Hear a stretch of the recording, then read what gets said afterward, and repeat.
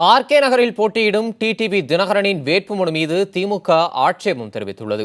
RK நகர் இடைத்தேர்தலில் தாக்கலான 127 மனுக்களும் பரிசீலிக்கப்படும் நிலையில் டிடிவி தினகரனின் வேட்புமனு மீது ஆட்சேபம் எழுந்துள்ளது.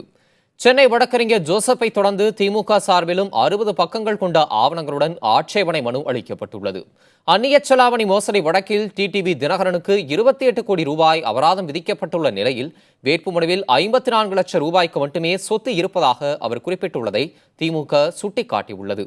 டிடிவி தினகரன் திவாலானவர் என்பதால் அவரது வேட்புமனுவை நிராகரிக்க வேண்டும் என்று திமுக வலியுறுத்தியுள்ளது.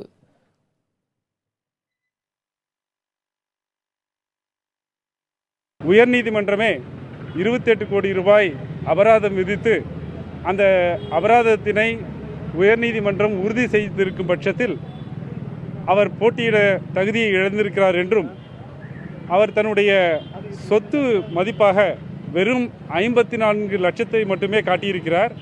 எனவே அவர் 28 கோடி ரூபாய் பெனால்ட்டியை கட்ட இயலாதவராக இருப்பதால் அவர் ஒரு இன்சால்வெண்ட்டாகவும் இருக்கிறார். எனவே அவர் போட்டியிட தகுதியற்றவர் என்றும், மேலும் ஃபெரா வழக்கில் மீண்டும் மீண்டும் ஒவ்வொரு நீதிமன்றத்திலும் தான் ஒரு இந்திய குடிமகன் இல்லை என்றும் தான் சிங்கப்பூர் நாட்டினுடைய பர்மனன்ட் ரெசிடென்ட் அந்தஸ்தை பெற்றிருப்பதாகவும் வாதாடியிருக்கிறார். எனவே அவர் இந்திய குடிமகன் இல்லை என்பதால் அவர் போட்டியிட தகுதியற்றவராகிறார் என்று நாங்கள் எங்களுடைய வாதத்தை வைத்தோம்.